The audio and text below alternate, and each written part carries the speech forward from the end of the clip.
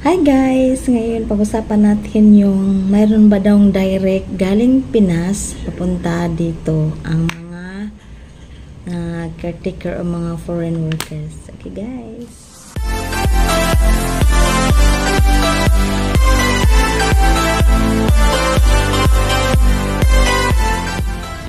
Hi guys! Meron kasi nagtatanong na direct hire siya ng employer papunta dito sa Taiwan. Dito sa Taiwan guys, yung direct talaga, ang mag-direct ka na, nandito ka na sa Taiwan.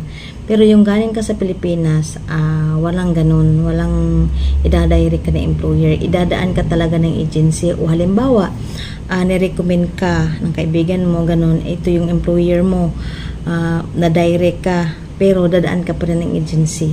Idadaan ka ng agency, walang diretso na papunta ka sa employer mo, walang ganun.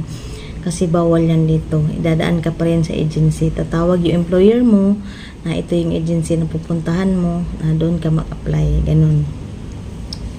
Pero kung nandito ka na sa Taiwan, yun, pwede ka nang direct. Wala, di ka na daan ng agency. Ganun. Kasi kailangan talagang dadaan ka ng agency. Talagang illegal ka. Diba?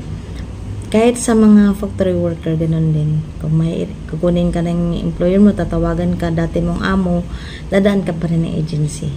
Okay guys, sa mga nagtatanong, dadaan po ng agency pag naka-direct, gusto ng employer mong i-direct ka. Maraming nagtatanong sa akin, mga kaibigan ko, ganun, na nandun sa Pilipinas, hanapan ko daw sila ng agency.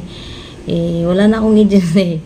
Marami namang agency dyan sa Pilipinas. Basta, i-check nyo lang talaga na hindi talaga siya fake na agency. Malalaman naman yun. Pero pag halimbawa, yung process ng amo mo, yung ano talaga ng amo mo na gusto kang kunin, mabilis ka lang kasi ano naman ng agency yun. Mamadaliin ka. Pero, ang ano nun, parehas pa rin. Dadaan ka pa rin ng agency.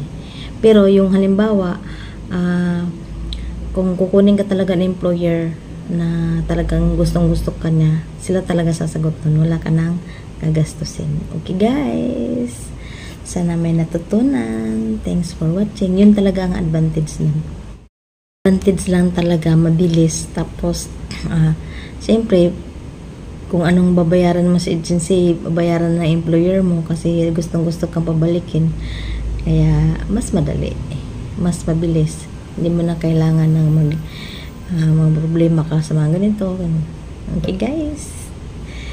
Thanks for watching guys. Bye-bye.